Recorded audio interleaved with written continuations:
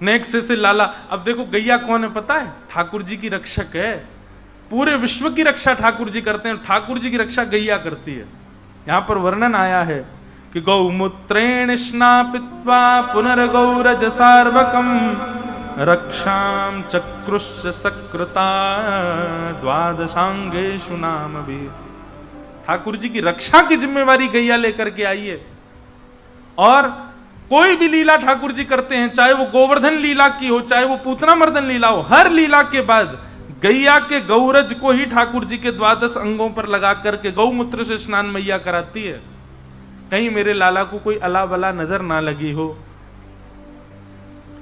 नित्य ठाकुर जी जो तिलक लगाते हैं ना, उस तिलक में भी, अच्छा जिस समय ठाकुर जी प्रकट हुए उस समय कोई संप्रदाय तो थे नहीं, कौन सा तिलक ठाकुर जी लगाते होंगे? एक बार मैंने प्रश्न किया एक संत से कि ठाकुर जी कौन सा तिलक लगाते थे। हम लोग रामानुजी श्री लगाते हैं, वल्लभ कुली गोल श्री लगाते हैं, उर्दपुंड लगाते हैं। सब लोगों के अपने अपने तिलक अपने संप्रदाय अनुसार। ठाकुर जी जब पृथ्वी पर आए तो वो तिलक क्या लगाते थे? तब वर्णन सूरदास जी आदि के पदों में आता है, केसर तिलक कस्तूरी तिलकम ललाट पटले।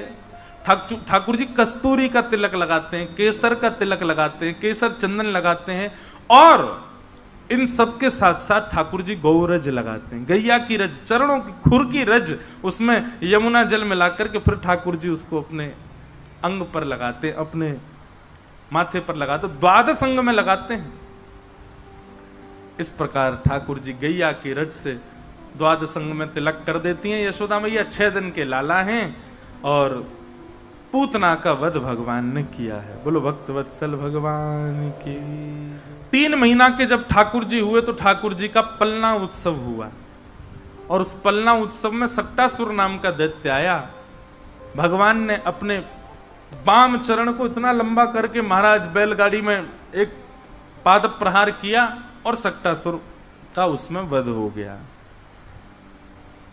ठाकुर जी अब धीरे धीरे 1 वर्ष के है गए हैं, और 1 वर्ष के लालजी जैसी भये हैं, तो 2 दतुइयां निकल आई हैं ठाकुर जी के, घुंघराले केश हैं या ठाकुर जी के।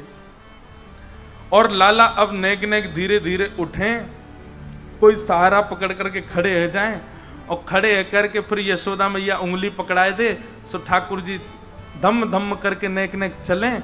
जैसे यशोदा मैया अपनी उंगली छोड़ दे, भयभीत हो जाते हैं ठाकुर जी, अब गिरो, आगे की तरफ जामे, फिर पीछे जामे, फिर आगे जामे, फिर पीछे जामे, फिर धड़ाम से गिर जाए, फिर रो में, और रो काय को रहे बुलबा, जमीन को देख के रो रहे, मैया जाने में मारो, बोल तो सके ना नेक नेक, अभी बस आए यूं करें।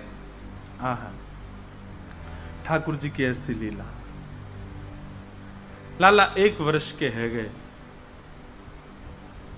श्री गर्गाचार्य जी महाराज गोकुल में नामकरण संस्कार के लिए पधारे। गर्गाचार्य जी महाराज ने आकर के कही, बोले मैया कल को मुहूर्त बहुत बढ़िया, कल तुम्हारे लाला को नामकरण संस्कार करूंगा मैं, लेकिन मैया एक मेरी बात सुन ले। यशोदा मैया बोली, आज्ञा करो बाबा। बोले मैया तुम जितने उत्सव करो, इतनो ढिंडोरो पीट दो कि कोई ना कोई राक्षस आ ही जावे लाला को परेशान करवे। या हमारी मेरी बात मानो, लाला को नामकरण संस्कार तो गोपनीय भाव से करियो, कोई को मत बताइयो। यशोदा मैया बोली, हम तो पड़ोसी इनको नहीं बताएंगे। और रही बात भंडारो करनो, तो या बार गैयान को करेंगे, 9 लाख गैयान के बीच में बैठ करके ठाकुर जी को नामकरण संस्कार करेंगे। गर्गाचार्य जी बोले, कल की तिथि बढ़िया है, कल करेंगे। मैया मेरे संग मेरे ठाकुर जी आए हैं, तो ठाकुर जी के मैं अपने हाथ से भोजन बना करके प्रसादी करूं, तो आप मुझको कुछ सामग्री दे दो सूखी, मैंने एक सामग्री बनाए लूं, ठाकुर जी को भोग लगाए दूं। यशोदा मैया ने गोबर को चौका लगायो, सब सामग्री ला करके गर्गाचार्य जी को प्रदान कर दें। बोले बाबा आप बढ़िया प्रेम से भोग बनाओ, आरोगाओ ठाकुर जी को। गर्गाचार्य जी ने बढ़िया सुंदर सामग्री बनाई, खीर बनाई, सब्जी बनाई, रोटी बनाई, जो जो सामग्री बनाई। खीर बड़ी रज रज के बनाई, केसर युक्त, इलायची युक्त, मिश्री, खांड की मिश्री की खीर। ऐसी सुंदर खीर बनाई कि महाराज भीतर नंद भवन में क्रीड़ा कर रहे ठाकुर जी को सुगंधी आए गई। और जैसे ही लाल जी को सुगंधी आई, खेलते खेलते ठाकुर जी तो रुक गए। नेक से लाला और नेक से बलराम जी। बलराम जी कहीं लाला का भयो तो रुक काई को गयो? बोले बाबा देख बाहर एक पंडित आयो गर्गाचार्य बाने ऐसी जोर की खीर बनाई है मेरे तो मुंह में पानी आ रहा है। श्री गर्गाचार्य जी ने खीर बनाई, ठाकुर जी के तो मुंह में पानी आ गयो। बलराम जी तो बोले बाबा मैं तो जा रहा हूं पावे और मुझे बढ़िया लगी तो तुमको इशारा कर दूंगा तुम आ जाइयो। बलराम जी बोले लाला मैं तो जानू तो बढ़िया लगी, अकेलो ही चट्ट कर जाएगा, मुझे ना बुलावे को मैं जानू तो, लेकिन तू चलो जा तू पाले कोई बात ना। ठाकुर जी गुटमुन गुटमुन गए और निकल करके बाहर आए। गर्गाचार्य जी की थाल में रखे भाई सुंदर खीर उठाए ली और प्रेम से पान लगे। गर्गाचार्य जी तो नेत्र बंद करके त्वदीयम वस्तु गोविंद तुभ्यमेव समर्पयेत् ग्रहण सुमुखो भुक्त्वा प्रसीद परमेश्वर नाम जप कर रहे थे। ठाकुर जी आए, आकर के जैसे ही पात्र उठा के पान लगे, गर्गाचार्य जी ने नेत्र खोल करके सामने थाल की ओर देखा तो खीर की पात्र गायब वहां से। नेत्र घुमा करके देखा तो बगल में छोटे से ठाकुर जी बैठे हैं, पूरे नाक पे मुंह पे आंख पे सब जगह खीर लगा ली हो, यहां तक खीर लग रही है और जीभ निकाल निकाल के नैने से लाल जी चाट रहे हैं। पहले तो हंसे, अरे यशोदा देख तेरो लाला तो भूखो दिखे, अरे देख मेरे गोपाल जी की मेरे ठाकुर जी की भोग प्रसादी खीर खा गए हो। अब मैया भोग तो सबरो झूठा है गयो, अमुक दोबारा बनाना पड़ो। गर्गाचार्य जी बेचारे पहली बार हुई ना तो बड़े हंस हंस के बोल रहे हैं। मैया आई बाबा क्षमा कर दियो, लाला चंचल है बड़ो, मैया को अभी अंदर कर आऊं। ठाकुर जी को उठा करके भीतर कर आई, फिर से गोबर चौका लगायो, फिर से सामग्री दई, गर्गाचार्य जी ने फिर से सामग्री बनाई। दाऊ दादा बोले लाला कैसी रही खीर? बोले खीर तो बहुत जोर की, लेकिन चेला ने कच्चो है, मैया तो शिकायत कर दे मेरी। आधी अधूरी खीर में ही खींच लियो मैं। कोई बात ना लाला तू तो कृपालु है। बोले हाँ भैया चलो खेलेंगे हम तो। गर्गाचार्य जी ने दोबारा खीर बनाई और बढ़िया बनाई, पहले से बढ़िया सुंदर युक्त कर दे। अपने ठाकुर जी से, ठाकुर जी अब भोग लगाओ। नन्हे से बालक ने झूठा कर दिया आपका प्रसाद, अब प्रेम से पाओ। तदीयम वस्तु गोविंद तुभ्यमेव समर्पयेत्। ठाकुर जी भीतर खेलते खेलते फिर रुक गए। बलराम जी बोले काबे लाला? बोले अब की बार तो पहले तो जोर की बनाई है खीर। बोले लाला बार बार मत जावे, शिकायत कर देगो। बोले कहा करेगी मैया ने, एक आध थप्पड़ी तो मारेगी लेकिन मुंह तो मीठा हो जाएगा। अच्छा ठाकुर जी की भोग में एक चीज समझो, ठाकुर जी को जब भी प्रसाद धराओ ना, मिष्ठान जो है वो ठाकुर जी के आगे रखो। जैसे थाली रखते हो आप, उसमें मिष्ठान वाला जो स्थान है उसका अंग जो वो जो भाव है वो ठाकुर जी के सामने होना चाहिए, और जो सब्जी दाल आदि ये सब ये एक तरफ होने चाहिए। ठाकुर जी प्रारंभ करते हैं पहले मीठे थे, मीठो ही पामे सबसे पहले। ठाकुर जी गुटमुन गुटमुन चल के आए, गर्गाचार्य जी नेत्र बंद करके बैठे, भोग में तो खीर को पात्र उठा लियो, अब की बार पायो, आहा इतना स्वाद। ठाकुर जी प्रेम प्रेम से पान लगे, खूब प्रेम से सुंदर स्वीकार कर रहे हैं। आपको पता है ठाकुर जी को पंचामृत स्नान पसंद क्यों है? ये दूध घी दही शक्कर शहद इन सबसे स्नान प्रिय क्यों है ठाकुर जी को? पहले घी से नवाओ, पहले दूध से नवाओ, फिर दही से नवाओ, फिर घी से नवाओ, इन सबसे अलग नवाओ, फिर अंत में पंचामृत एक संग नवाओ। तो ऐसा वर्णन आता है कि जब ठाकुर जी का पंचामृत अभिषेक होता है तो बीच बीच में ठाकुर जी जीभ निकाल के भोग भी लगा लेते हैं, तो ठाकुर जी का पेट भी भर जाता है, स्नान भी हो जाता है। तो ठाकुर जी को पंचामृत बहुत प्रिय है, पंचामृत स्नान। इसलिए कभी जब, और अभी तो शीतकाल का समय है, शीतकाल के समय तो महाराज सुगंधित और मीठा मीठा जल बनाओ, लेकिन चीनी का नहीं, मिश्री का, और वो भी ऐसा हो जो घुल गई हो, ठाकुर जी को कहीं लगे नहीं। उसमें इलायची हो, उसमें सुंदर सौंफ पड़ी हो, सुंदर केसर पड़ी हो जल में, और बढ़िया उसमें मिश्री पड़ी हो, पूरी घुल जाए, तब ठाकुर जी को उससे स्नान कराओ। तो ठाकुर जी प्रेम से पाते भी रहते हैं, स्नान भी कर लेते हैं। तो ठाकुर जी ने खीर पाई, गर्गाचार्य जी ने नेत्र खोले और जैसे देखे अब की बार खीर का पात्र नहीं मिला, बगल में ठाकुर जी बैठ के पा रहे हैं। गर्गाचार्य जी को अब तो क्रोध आ गया, बोले यशोदा अरे मैया देख तेरे लाला ने कहा कियो, मेरे ठाकुर जी को पहले वो भोग झूठो कर दियो, फिर तो भोग झूठो कर दियो। मैया अगर तेरे मन में नाए हो तो मुझे बता दे, मैं कहीं और जाके भोग लगा लूंगा। मेरे ठाकुर जी इतना लंबा सफर करके आए, भूखे प्यासे बैठे बेचारे, ये तेरो लाला भोग ही ना लगान दे रो। यशोदा मैया आई, बोले बाबा क्षमा कर दो। बोले ना ना, तेरो लाला कछु औरन ते ज्यादा चंचल है ना, एक मैया बुरो मत मानियो। यशोदा मैया बोली बाबा मो तो या बात की बड़ी शांति है कि खीर ही खा रहा है, नहीं जे तो शालिग्राम जी को गुलाब जामुन समझ के खा जाए। या कुछ शालिग्राम भगवान, हमारे नंद बाबा तो अपने शालिग्राम की सेवा करके और ऊपर टांड पे धर के जामे कि कहीं लाला के हाथ ना पड़ जाए। क्यों?